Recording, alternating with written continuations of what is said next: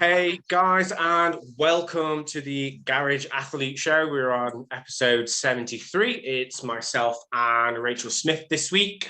So we haven't got a guest, for whatever reason. So we put up a question box within the group, and they want us to discuss how to design your own training program. So that's what we're going to be going through today, coming at it from a couple of different angles. I know, Rachel, you're more based in the strength slash like strongman world, whereas obviously I'm coming at things from like bodybuilding slash body composition point of view. So I think this should be an interesting topic to go over. So how are you in general? I know you've been struggling with a few different issues, long COVID, all that kind of stuff. So are things a little bit more settled now? No. Okay. Long COVID is still a massive roller coaster. This isn't something, like I mentioned to you before, Don, that I've had to navigate in such a way from a hard-hitting mental perspective. It's a new one for me, and I'm still sort of, what am I now, 8 months into this? We're a way into it, and some days are sometimes better, others are more difficult, but it's just having to navigate things, which it just puts a different perspective on how you support your own clients, how you understand people, because you've got then lived experience of, it's basically chronic fatigue, but it's affecting my hypermobility hugely, obviously affects work a significant amount as well. But yeah, it's just one of those things that it's not suck it up and see it, but it's a case of just acting in your own best interests, trying to get as best nutrition it can get in, still very anti-inflammatory because it attacks mast cells in that way, and it's sort of responsive to sort of histamine tolerance. So everything is very low impact on like my system generally. Exercise has to be modified anyway because of my hamstring tear caused because of it. So still very much in a rehab phase of that, because obviously the impact of global stress on the body from things like long COVID is that your body's not in a recoverable state generally. And then when it's impacting on your sleep, it's in lesser of a recoverable state. So yeah, I am brilliant. How long do you have your nose piercing, by the way? I've just noticed that. I had it done ages ago, and then I took it out, and then had to get it re-pierced again. But when I was up in the northeast for Christmas, my brother's dog nipped my nose, and I was like, "Oh my god!" And it's a little bit fragile. Fair enough. Dog. Yeah. How's things? For me, I am just over a week into my mini cut now. So for those of you that have been following the podcast for a little while, I competed last year. Last competition was in November. We then went into a building phase. So slowly building up calories, building up strength, hit some new personal bests in terms of that. Like I got the 50 kilo dumbbells up for a set of 8, I believe, the other day, which is something that I've never done before. But I get married on the 14th of April. So what's that? 5 and a bit weeks. So we're in an aggressive dieting phase, which basically in bodybuilding they call a mini cut, which is all those things that we preach, as in like balance and sustainability and all that kind of stuff. You just kind of throw those out the window, stick yourself in a massive deficit, make yourself feel like crap for about 3 or 4 weeks and pull off anywhere from 12 to 20 pounds of body fat. So it definitely works. I've dropped 2.5 kilos in the first week, which is just over 5 pounds. The majority of that will be water and glycogen. Like I know that. Energy levels are in the toilet. Like I feel like crap.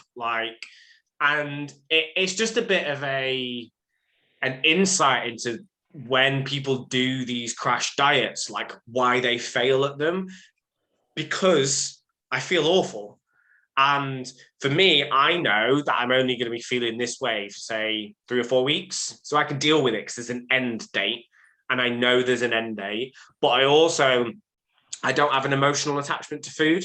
Like food is fuel. Like my coach makes my plan, I stick to it. That's it. Because the long-term goal is competing in bodybuilding. Like it's not that like I've not, as I said, I've not got an emotional attachment to food, so that when I come out of this and we're reversing back out, I'm not suddenly just going to go to the snack cupboard that's over there and absolutely pig out on crisps, chocolate, and cake, which I've not been allowed to have for like 4 weeks. It's going to be a slow reverse out of it, slowly bringing my calories back up to being in that surplus so that I can get another productive 12 to 16 weeks kind of going back up. So the idea behind it is that, well, the male body seems to like to build muscle somewhere between like 10 and 25% body fat. Like higher body fat levels than that, and you're just inflamed and watery and your body just doesn't react, and lower than that, you're more in survival mode. So I know it's different for ladies, and it was quite an enlightening chat we had with your friend, I'm going to forget her name now. Emily, the other day. Like, I didn't realize how much bad advice and how lacking in my own knowledge I am in terms of coaching females. And it's made me go, okay, well, if I, in the future, if I ever want to design a program for women, I'm going to have to get somebody in who is a specialist in that area to help me with that, just because there's too many nuances to it. And I'm very good at training men. I get results with them. I'm not good at training women. I just don't know all the moving parts. It's not just as simple as stick somebody in a deficit and it works. Like, that's all it is for men, really. Is stick somebody in a deficit and get them to stay there. Whereas with women, there's a lot more. You've inherited when you work with women, you inherit societal impact and impressions, family-based, cultural, social circle, media, their psychology. So when you just said, I don't have an emotional attachment to food, and then you said, I haven't been able to have this for however many weeks. This, you say that with, like, as in just general day-to-day chat, whereas if you speak to a female who's been brought up, like I was, mum went to Weight Watchers, went with her there when I was 9, being around things which are sins, which are good, bad, green, red foods, which are still very prominently out there and marketed to us through our doors, on posters, flyers, magazines, being brought up, depending on your age, around kind of Kate Moss era, where it was like supermodel thin, things that are changing and that are more so than men. Obviously that does change, as in what sort of is sort of shamed or looked upon as being better or ideal, being very much prominent within our lives from the off, and even from like female terminology within the family and grandparents commenting on things. And we have our own lived experience, which makes us aware of what we need to be consciously aware of and pick up on the nuances that is within the language that that person brings to us. That's why that phone call, I very much prefer having things via Zoom, because you look at body language and you look at how confident and comfortable somebody is speaking about something, how they hold themselves, and the way in which you need to begin your journey with them. It needs to be very different, and it needs to be approached differently week to week, month to month. I had a client this morning, and she's got menopause within the family, like early menopause, so approaching perimenopause very early, and her hormonal fluctuations are all over the place.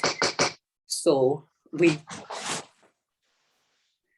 got, that was a very aggressive postman, all my life.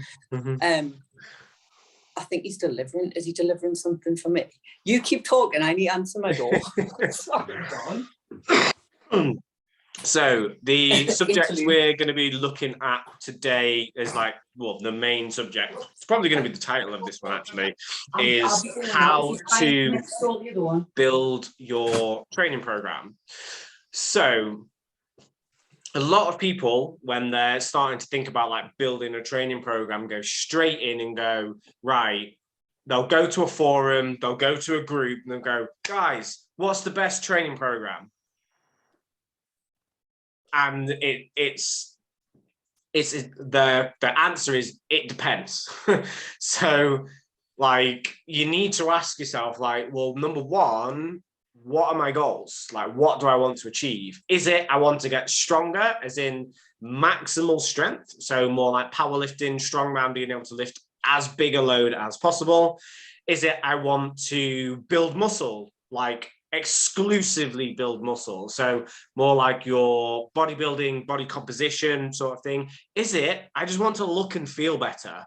I've got a bit of a spare tire going on. I've got a little bit too much body fat, and I want to be fitter and healthier to be a happier, more confident version of myself. Like two of those are like sporting extremes, and the other one, which is where probably I'd say 99% of people like fit, is they just want to look and feel better. In which case, the program that you like, I'm probably doing myself out of some work here. The program that you run is less important than the effort that you put into it. So it's one of those things, all programs work for different people. So just because person A runs bigger, faster, stronger, and person B runs like West Side for Skinny Bastards by Joe DeFranco, if they swapped, they would get completely different results, even if they did the exact same program, because their lifestyles are different, the amount of effort they put into it, how they enjoy training. Like somebody might really like training heavy, like low volume, high intensity. Another person might like to do a shitload of volume. And if they put them on the other one, genetically, they might even get on with that better, but they don't enjoy that training method. They don't enjoy the feeling of the pump or going really heavy. So they then don't put in 100% effort, which then means they don't get the level of results they want in the time that they want, which means then it's a law of diminishing returns. So the number one thing you kind of want to ask yourself is, number one is, well, what do I want to achieve? Number two, how do I like to train? Like, yes, it's a good idea to try up new methods every now and again, and to kind of mix things up, but you probably want to make sure you are doing something that you enjoy, and at least have some exercises that you enjoy. I think another one, just to add on the back of that, is like, how do I want my training to make me feel? Because in quite a few of my client programming now, I've changed things more recently to include a greater level of athleticism. And that is purely because they've got kids who are more active. They are interested in doing different things because we're back outside in the world now.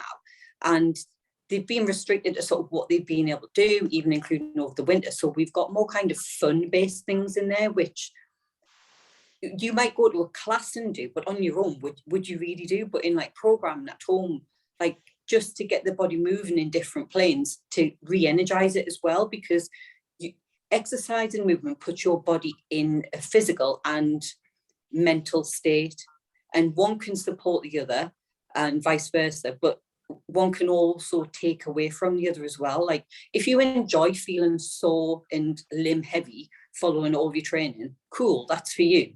But if you like to finish it and feel as though it's energized you, you need to look at, does the programming I'm following match how I want to feel? Is it giving my body what it needs to end the session in?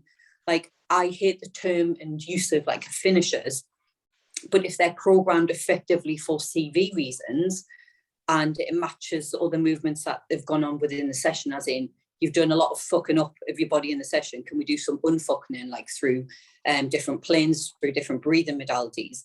That can have a huge impact on how you end your session and how you continue your day. So I don't know what you think because you that. secretly like Mortal Kombat. Yeah. No, I saw somebody, it was a personal trainer that I used to work with, and he was a very big thing of like finishers, but they weren't for that reason. It's his main part of his session would always be about 45 minutes. And then it'd be like, right, we've got 5-10 minutes at the end. How can I fuck up this client so they feel like they've worked? So he'd always put finishes in.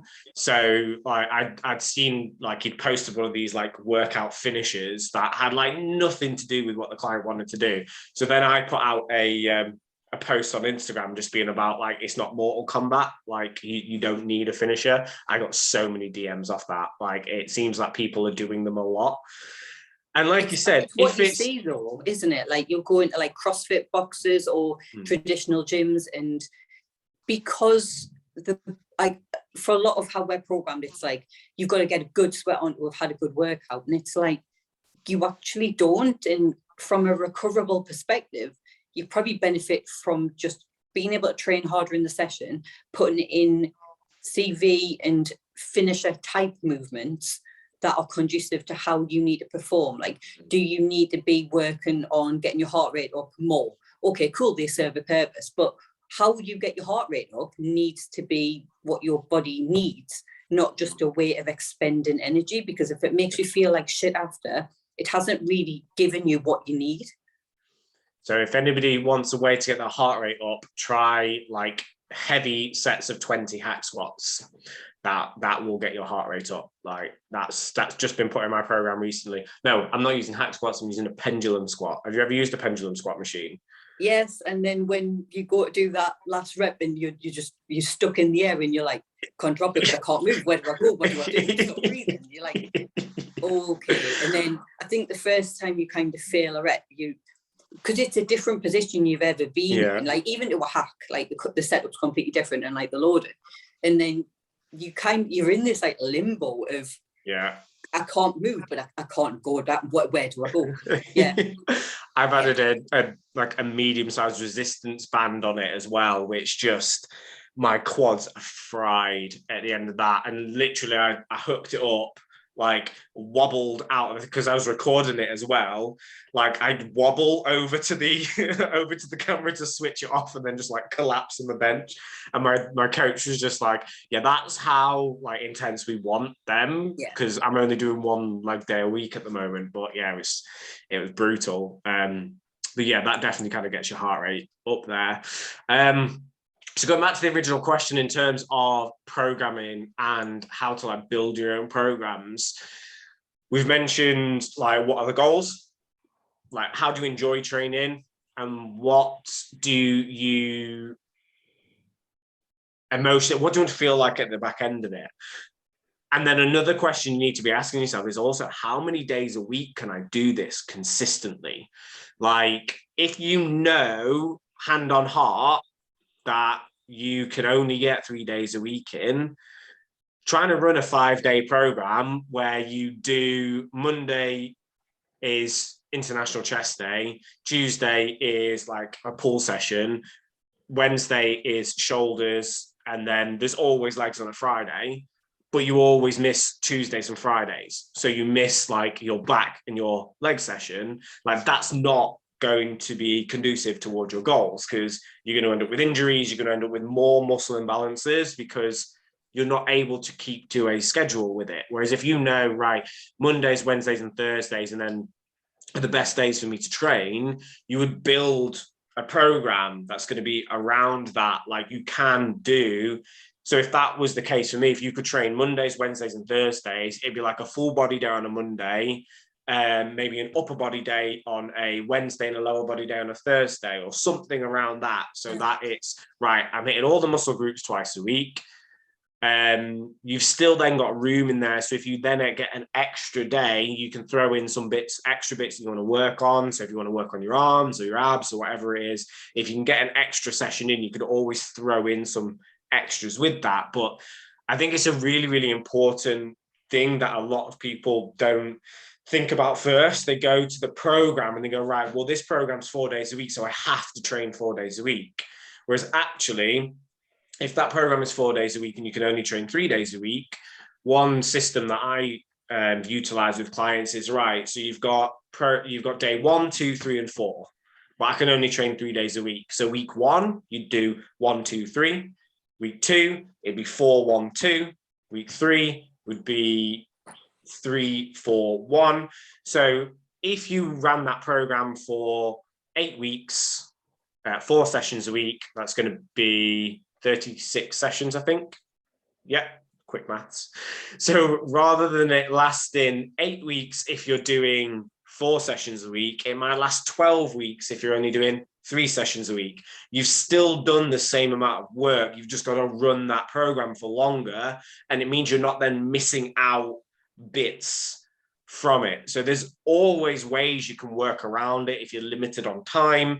You don't necessarily just have to do, right, Monday is always chest day, Wednesday is always this, Friday is always that. There's lots and lots of ways you can adapt like set programs and make them work for you. So do you find that a lot with clients, Rachel, that they try and take like an off-the-shelf program and run it, but it's not conducive to their life?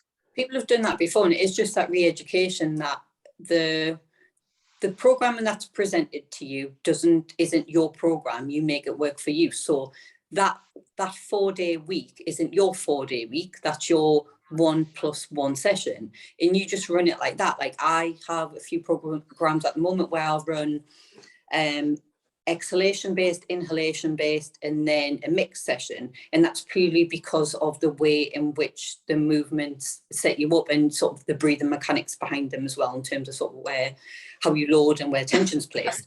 But it's just the support that, okay, things come up in the week, like just because it's Wednesday and that's normally when you do session 2, if you miss session 1, why would you then do session 2? It's like you just roll it on. It's a rolling program. But I think consideration also needs to be placed into the fact that getting these off-the-shelf programs, they might be starting with a higher amount of volume in terms of sets and reps, or kind of just overall, than what is tolerable for you based on your training age. And that's sort of like beginners to advanced, because it's working out what is your like tension tolerance, like what can your body handle from a recoverability perspective. And, you know, like January notoriously is like balls to the wall, and like how many people drop off because what they set themselves up for is failure rather than success. Like taking 2 steps a day and no setbacks is better than taking 4 and 3 setbacks. Like you're going to get there, but you're going to get there on your own terms, and it's manageable. And because you've thought it out in the long term, it's a case of, I know I can get these in, and then not shit your pants because one week you can't get to the gym, or you get the gym and a bit of kit's being taken off use and stuff like that. Like it's having the flexibility to be confident in your choices, including even moving sessions around, because okay, you've got a shoulder niggle or you slept funny, so doing this upper body session is probably not the best idea. But your next session, actually, the movements that you've got programmed in there and the bits of kit that you're using are suitable and accessible at session. Move them around. Like, don't be so rigid in the journey and the process. Just be focused on what that will look like overall and manage things accordingly. Yeah, and I think it's one of those things where it's information overload nowadays. Like everybody's looking for like the perfect plan. Yeah. They want to optimize everything before just getting started. Like the best thing that you can do is just fucking do something. Like stop agonizing over like what's the best plan. There is no best plan. The best plan is the one that you can do consistently. Like, as you said, like most off-the-shelf plans are going to be good for some people. They're going to be way too much volume for others. They're going to be way too little volume for some people. And it's just one of those things where I think people are always looking for like free. They're looking for the next best thing, and where can I pick up this stuff for free? And it's one of those things, like information is free. Like the stuff that you teach, the stuff that I teach, like we're not holding secrets back. We put out a lot of the information that we teach for free on our social media stuff because we know information is free, because Google, and there's always going to be someone out there that's willing to tell you what we're going to teach you for free. The difference is that rather than taking in all this information, trying to figure it out, trying to apply it then to your own situation, like you've got 10 years experience in terms of like your own issues in terms of injuries, obviously being a female yourself, like having to navigate training and implementing all this information. And we love it. Like we love reading about this stuff. We love researching about this stuff. Like we've built systems to make it simpler. Like people often think like coaches, like the main thing that you do, the main thing that you get from a coach is learning how to do this stuff. And 9 times out of 10, it's actually not. It's right. I'm here to help you problem solve. I'm here to go, right, here is your ideal day. So if the stars aligned, if nothing else was going on in life, this is how you would train and this is how you would eat. And you want the results, they're going to get you there. However, life's not like that. So what I want you to do is apply this the best you can to your life and then bring to me what went wrong. What obstacles did you face? What challenges did you face? And then together, we will slowly overcome those obstacles one at a time and help you to develop the tools in order to go, right, this has gone wrong. How do I overcome it? Like whether it's time, whether it's cravings, whether it's family pressure, whether it's whatever it is. Like, I don't know about you, but when in July this year, I've been a personal trainer for 10 years. There's very little times now people come to me with a problem that I've never faced before. And if they do, then I normally refer that out because it's normally way above my pay grade.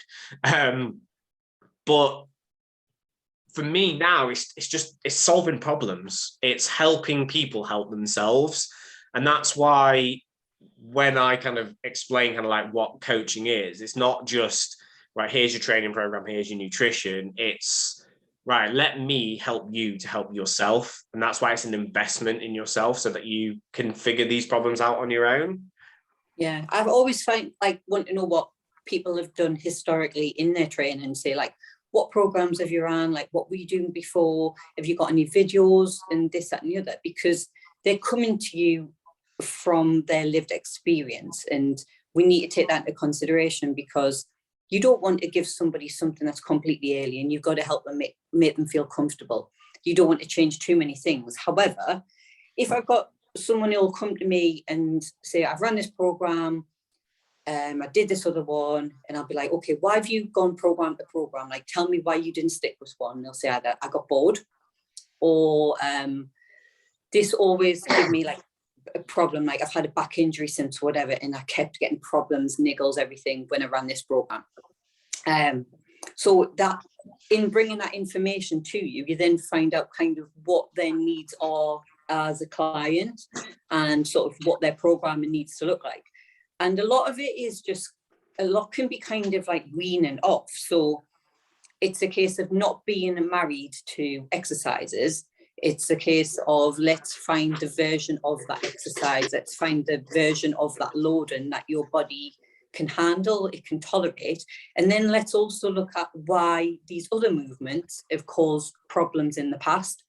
Because what we need to do is find out the version of something that your body needs and then build up foundations around it so you can return to, let's say, for example, conventional deadlift. You want to return to a conventional deadlift, but you haven't been able to deadlift for however many years. So we'll do a version of a hip hinge that's going to allow you to train glutes and hamstrings within that. And then we'll look at what your kind of mobility, your movement needs are to get back to kind of full conventional deadlifting. That can look completely different for so many people. It could be doing like rack pull isometrics to build load tolerance where you've had a back injury and your lower back is feeling more susceptible within a certain range. It can be doing like tempo RDLs with dumbbells because it's not putting you into a fixed plane because it's actually a previous shoulder injury, which is impacting on lower chain mechanics when you're going into like more flexion basically. So there's so many things to consider, and it's finding the version of a movement that you need and not being married to a program, a movement. And again, like you've just said, Don, that is like that's a troubleshooting, but we need data to help us help people troubleshoot. And because going back to the questions, like how do I build my own program? Use bits of what you've enjoyed, just make sure it's like very balanced, like unless you've got certain, if you're bodybuilding, you've got a certain part of the body you want to bring up, but you don't have to do what everybody else is doing. And also you don't always have to have a reason for it. If there's just something you really enjoy doing, it doesn't cause you problems or pain, and it's not kind of giving you imbalances because you just love it and you're smashing the hell out of it. For example, like lateral raises, like you're going to become disproportional then. Like as long as that's in, like you enjoy doing something, there's no reason not to be doing it as well. So it's always, for me, it's like, even if you're picking an off-the-shelf program like 5x5, it doesn't have to be 5x5. It can be 6x5. It can be 7x8. These are just arbitrary type things that are put together off the shelf that fit the general population. Now, when we look at it from a female's perspective, that can need to change for a lot of people, especially when we've got hormonal fluctuations. And like when we were speaking with Emily the other week, we said you could split your training month up into kind of follicular phase, luteal phase, and think about where you've got more energy, where your energy dips, where you just maybe don't want to train or you need to train in a different way.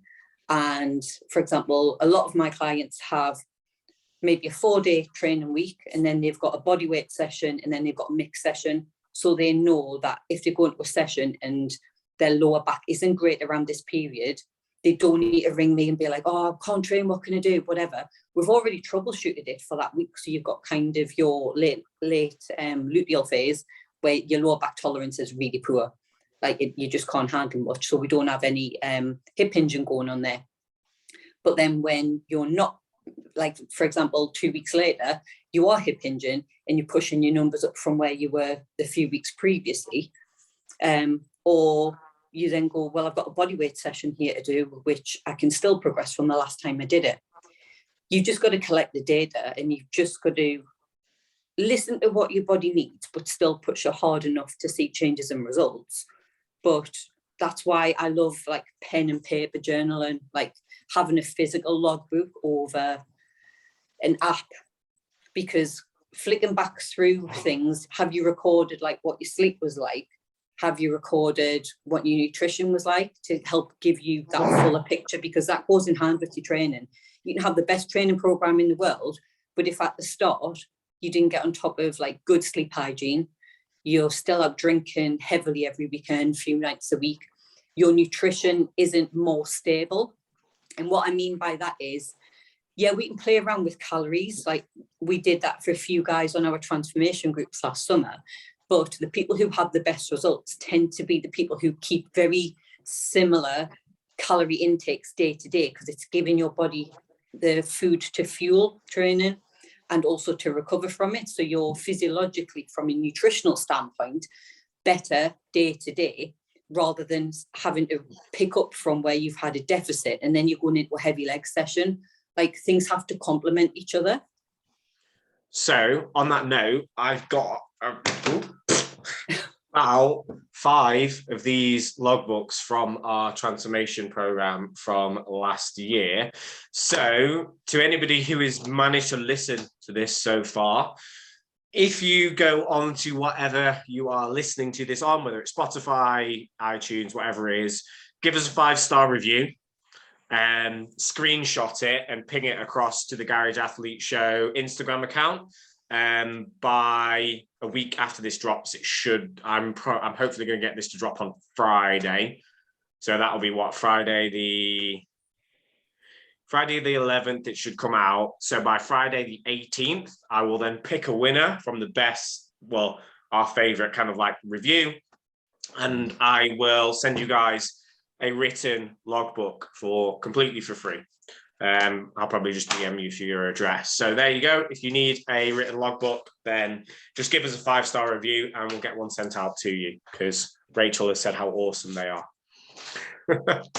They are, like, the written word will always prompt you to put more in, and it's easier to flip back through. And so instead of like death by phone, laptop, because that's what we always have in front of us. And I feel like there's, especially for females, more of an emotional connection by penning something rather than typing something as well.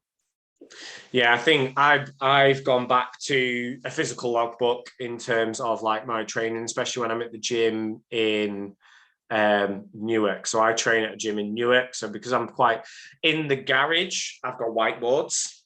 So I've got like 3 different whiteboards like dotted around. So my program is up on the whiteboard and I just like see what I did last time and then try to beat it. Whereas when I'm physically at the gym, so that I can literally turn my phone onto airplane mode, I've got the saved music playlist. So I'm not getting notifications then when I'm training. Spending 5 minutes at the beginning of the session writing it out and then going, right, this is what I'm aiming for. I'm finding like week on week, I'm making much, much better progress because when I'm in the gym, I'm not distracted at all. Just got my headphones in. I'm in my own little zone. I spend 5 minutes at the beginning going, right, this is what I'm going to get on this lift. This is what I'm going to get on this lift. And it just means that you're just mentally like grounding yourself before the session. I think a lot of people go into sessions distracted.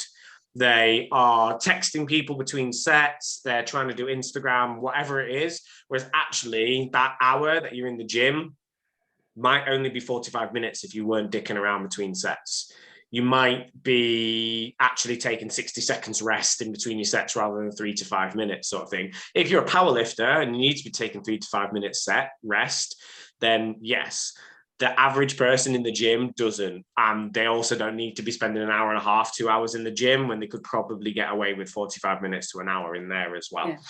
Yeah. But let's just go back to the original question. So that was like how to build your own program. So what we've talked about so far is kind of being like where people will generally start from, because before you go to build your own program, you always need to have some level of training, knowledge and experience. And generally, it's those free programs. We'll get loads of questions within the group about what's the best program for this or good program. So generally, people will come to wanting to build their own training program, having had experience of possibly 2, 3 others. Yeah. So when this is, so do you want to go first or shall I, like in terms of how we build our client programs? Because this is what people need to be doing, isn't it? Yeah, I'll let you go first. Cool. So what I would do if I wasn't a coach would be not have a low battery on my phone. What I would be doing is just thinking, right, what have I done previously that I've enjoyed doing? What did I actually see benefit from? Obviously, depending on what my goal was. So if I'm talking about like strength and performance here, so I'd be thinking, okay, this is what I enjoyed. Did I see good results from this movement? Yes. Okay. So I'm going through what I've done before. This is one where I've seen really good progress. I'm going to make a note of that. What else did I like on another program? And then just think, do they marry together, or is that going to be like too much load? Like, am I going to handle it? Or do I actually want to give it a go and see? Because you're the scientist of your own body, and you're only ever going to know what you can recover from, what you can get away with in terms of recoverability. Same goes for sleep and nutrition. Like, give it a go, but don't give it a go for like a few days. Like, you've got to put a few weeks in to see what response you get from your body and your central nervous system as well. Then I'd be going, right, how many days a week can I train? And then I'd be thinking, okay, when I do these sessions, when are they in my day? Like, what have I done before it? So same as when we had Cecile on the podcast and we're talking about like people going into training, you've been sat down at a desk all day. Is your body going to want to go and have 100 kilos on its back within like 2 minutes? Probably not. Because in terms of axial loading, you've just been sat in this pelvic dump all day. So you need to get some movement going on within the ranges that your body's going to be training through. And we need to be making sure that sort of all the joints that are involved are actually primed for what they need to be doing. So you'd be thinking, I need to get my heart rate up. I need to maybe get my mind in the right place. If I work from home, do I need to go for a quick walk, come in, get changed, get into my garage, do my training session there, whatever. So you're setting yourself up for success in that respect. I'd be thinking, okay, when am I training in the day? What foods am I eating leading up to that to know I'm not going to go in feeling really hungry, low energy, setting myself up like that. And then I'd be thinking, right, warm-up wise, what do I need to do? What movement prep do I need to do? And that doesn't mean 2 sets of going into a squat. Like, if you know you need more, you've got to give your body more. And there's so many mobility programs out there that there'll be bits that you can pick from for free again. But as you're doing them, don't do things like mindlessly. Think how your body feels whilst you're doing something. So, for example, like thread the needle. Some people will overcompensate and move. You get a foam roller on your arm as you're going through. You get more connection with the breath, and you're actually in the movement rather than doing the movement for the sake of doing it. So everything should serve a purpose, because again, that cuts down on time and makes things more efficient. Then I'd be thinking of kind of the order of my exercises as well. Like, what's going to take the most out of me? Probably want to put the most into doing that. So you'll start with your compounds. That's not on every day, and it depends how many sessions you're running across the week. For females, it might depend where you're at in your cycle. You might not want to be barbell back squatting. You might actually be going to the gym that week, and you might be leg pressing. So it's just taking all those things into consideration. And then you've got your more, like for bodybuilding type, you might have more isolation-based exercises, which are still important, but they shouldn't be the biggest part of your training session. And it shouldn't be death by volume there. Again, like purposeful intent behind the movement as well, not just, I've got to match or increase my reps from last week, so I'm going to swing these up, because you're not getting out of it what you're putting into it. Then again, as I said, we'd be thinking about towards the end of the session, is this a session where you need to have some steady state cardio in? Is it a session where you want to have some like strongman type work in? So you might have like some sandbag runs or CrossFit type stuff where you've got like thrusters into burpees or whatever you enjoy, to think about physiologically how you're ending that session as well. And then coming out of it, just think about your recoverable state later on in the day. If it's close to bedtime, like what do you need to do in order to sort of end that session well, to end the day well, ready for the next day.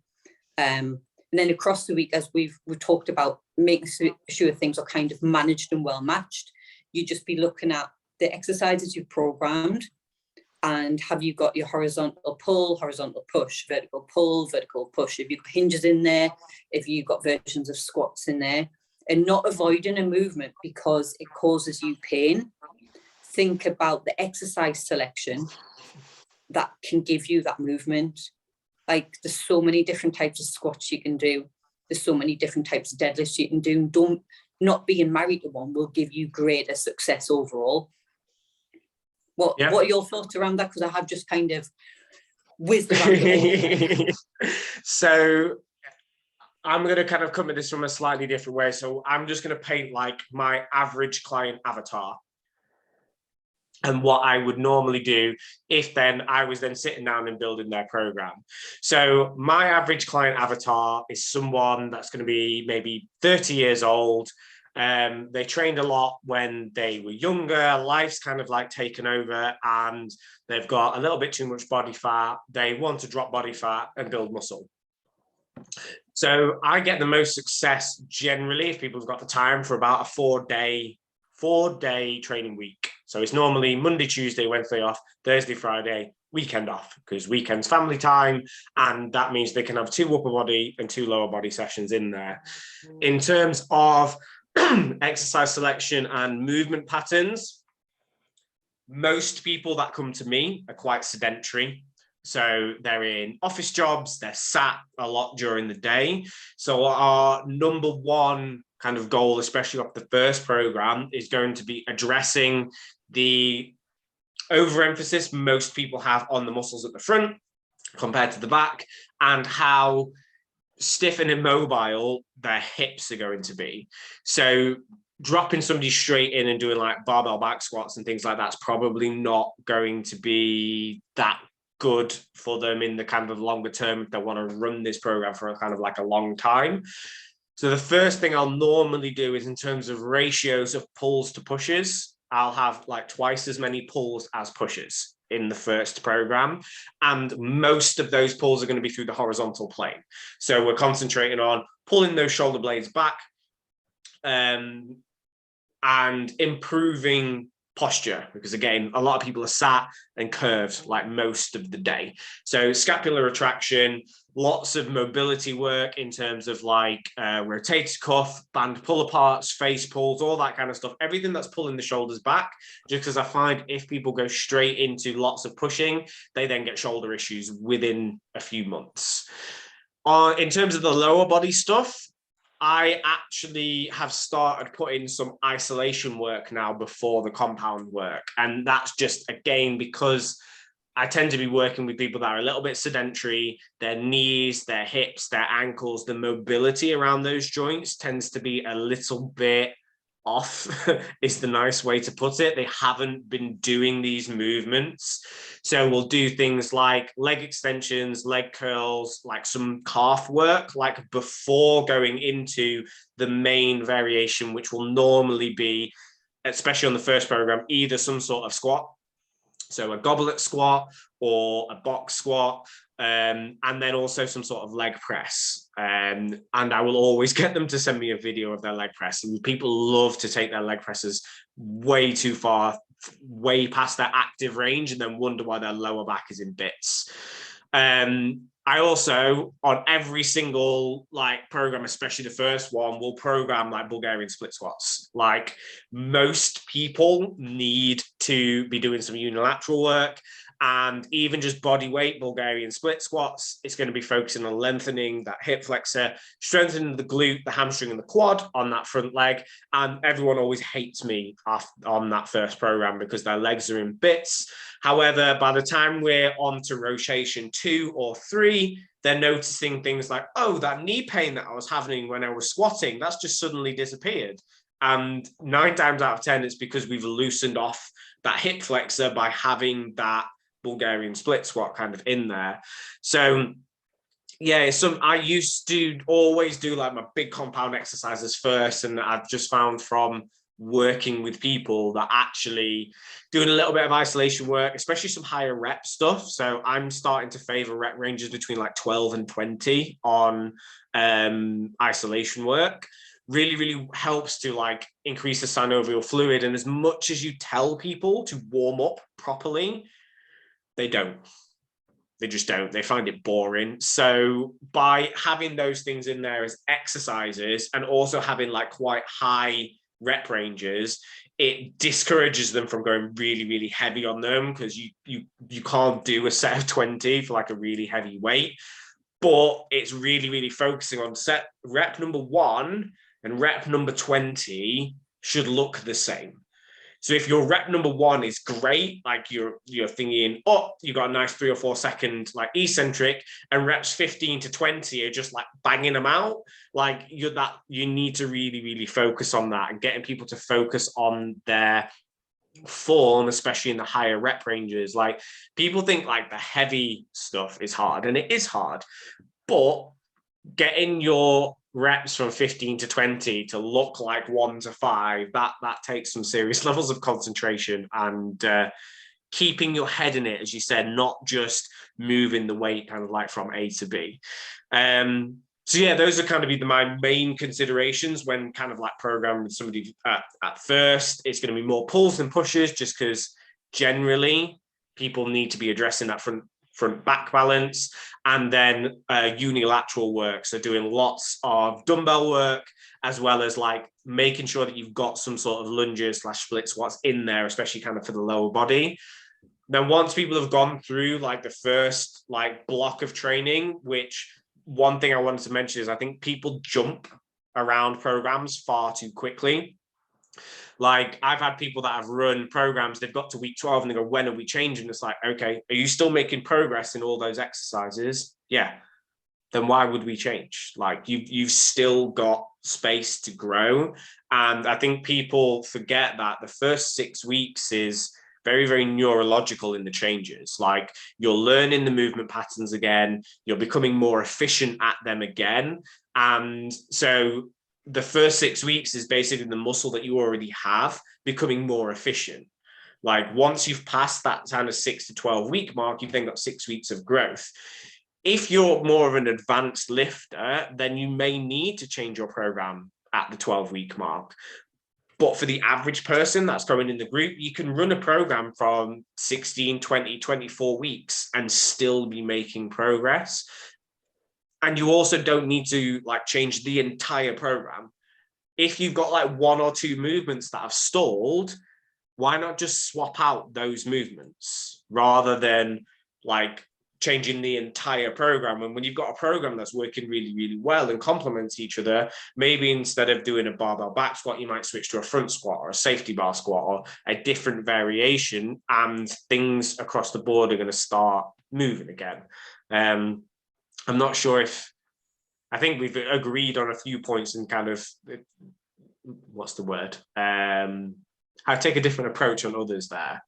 Yeah, I think it just depends on what your needs are out of your program, and like, are you aware of your needs as well? Which is when you know, like, we are coaches, but we're not here to say, oh, work with the coach. But if you've been spinning your wheels for a very long time, or you've got movement patterns that have just never felt good to you, then it could be in your best interest to actually spend a couple of months working with the coach. It's not forever, but it's a case that they will help you troubleshoot and have that like third eye that's going to help identify what you're missing out on, purely because it's not your job to know everything. Like, if you are a mechanic, you are going to be amazing with cars. That is your thing. You aren't expected to know everything about training. That's our job. We are, and we find out. And it's a case of, if we can't help you, we refer you on to other people who can. I think what I sort of missed out there is kind of just the way in which you approach things and the terminology around it. Like you said, you'll put in like more isolation exercises at the start. So I do in some of my programs, but I put them in as like movement preparation, because that's just what I deem it as for that person. Also put in isometrics where they're required and relevant, especially on people learning how to sort of be mindful of where their center of mass is. So if you've got someone who lives very forward posturally, struggles to stay in their heels, then giving them sort of breathing cues or using front held plate squats, and then isometrics in there, including like toe raised split squat, heel raised split squat. Isometrics will teach them where their body needs to be for the movements that they're about to start. So it's not about doing everything. It's about selecting things that are setting you up for success with what you're going to need, whether that is doing some pre-exhaustion work, because you know that when you go onto kind of like any cable work or any bench work, you know that you're going to do some cheat reps because you're not valuing the range that you need to be working within. Or like if you've got your program from a coach, it's explaining why we're putting this in. Like, we've got limited equipment, so we need to get some pre-exhaustion work going on there. Or we know that we need to get fatigue within this range because that's a range that you struggle to not control. We've got to create that sort of that environment that sets you up for doing what is needed from the exercise. And that again comes back to you've gone through so many programs, you enjoy things, but you don't know how to progress. You could be an experienced lifter, but you could benefit from working with someone experienced as well to help you unlock that next level. So, you know, we work with a wide range of people and for very different needs and at very different times of their training. It might even be for like rehab, and then you never see them again because that we've done our job. You know, it's like there's so many reasons for working with someone, but there's also a very valid point of going away and not choosing to work with the coach because you want to try things out on your own, because only you know your body, only you know what you enjoy and you like. And just because something is on a training program, it doesn't mean that you have to do it, or that's a version of it that you have to do as well. Yeah, I think that's a really, really good place to leave it, actually. Just because you've hit the nail on the head there, that like a good coach should help you get from where you are now to where you want to be well enough that you no longer need their services. And then again, a good coach won't then try to hold on to you longer than you need them for. They're there to teach you what you need to know to go from A to B and then go, yeah, that's great. You can handle it yourself now. And I think that's the side. I think the problem that fitness industry's got is that the barrier to entry is so low that people just expect, like, when they buy into something, they're almost expecting it to not to owe them to be overpromised and underdelivered on. It just makes our job harder as coaches that are then trying to like hold back then in our marketing, going, okay, well, I know, say the guys that come into my program, of 10 of them, 2 of them are going to do amazing. So they might drop like 12 kilos in 12 weeks. 6 of them are going to do okay. And they'll be somewhere in the middle. They might hit like 5 or 6 kilos in the 12 weeks. And then 2 of them are not going to do very well. They either don't implement or they're not quite the right fit for your program, in which case they might drop out after 4 weeks, or you might end up giving them a refund, or just for whatever reason, it kind of doesn't work. There's always going to be those numbers. And I know we found that kind of like within our groups that no matter what the numbers were, they kind of, those averages kind of like averaged out, whether we had like 50 people in there or whether we had 10. There was the same sort of averages. And the problem is with social media, you only ever see those 2 that do amazing. Yeah. You don't see the 6 that do average. And people don't share that, because actually that's what the majority of people are going to achieve within a program. You're not going to be the 2 at the top. You're probably not going to be the 2 at the bottom if you've invested into it with a decent chunk of money. You're probably going to be in that 6. But then people see the results of those 6 and feel that they've failed because they're not the 2 outliers that have absolutely smashed it.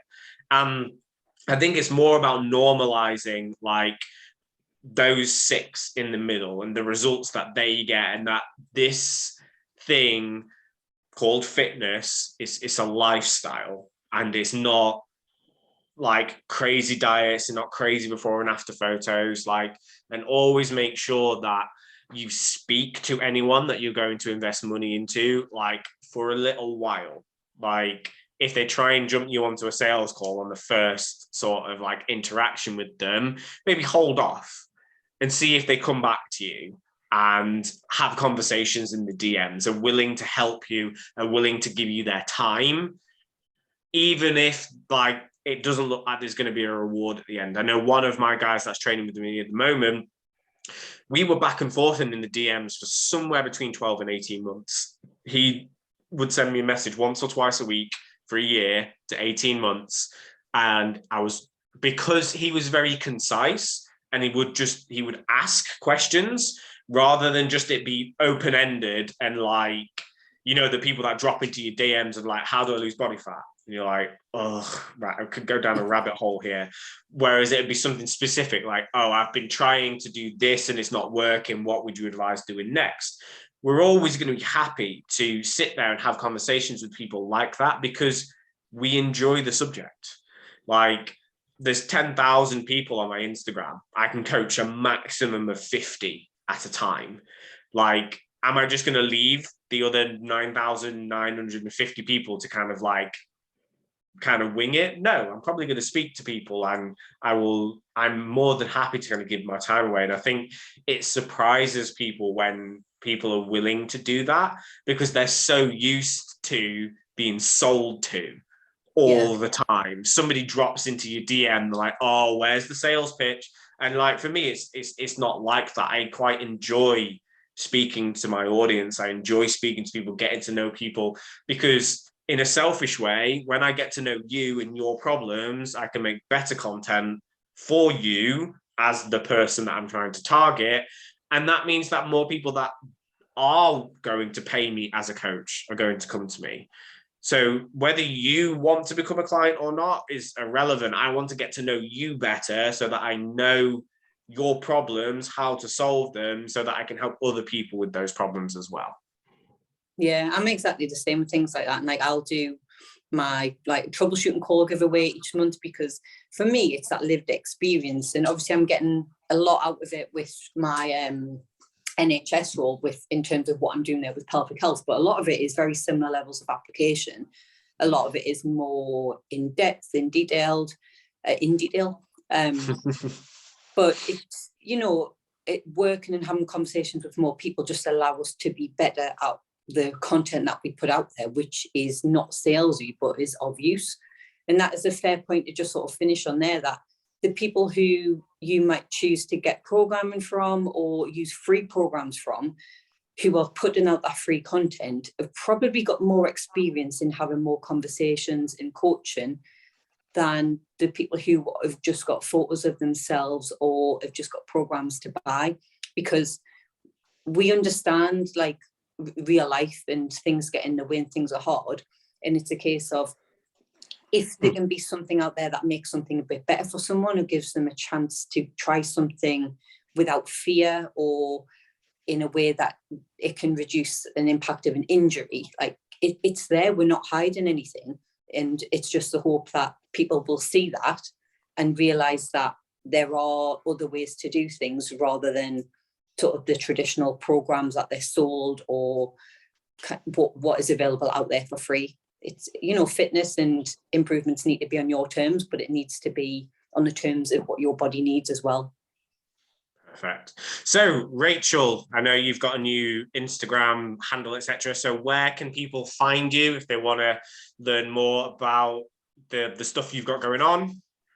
I've still got website is in process. Instagram is rs.strength.in.movement.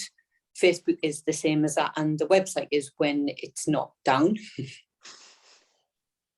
And for me, it is the dadbod_coach on Instagram. And I've given up on the whole Facebook thing now. It all shares across to my personal one. And in which case it's Donald Sweeting. Because my parents hated me when they named me.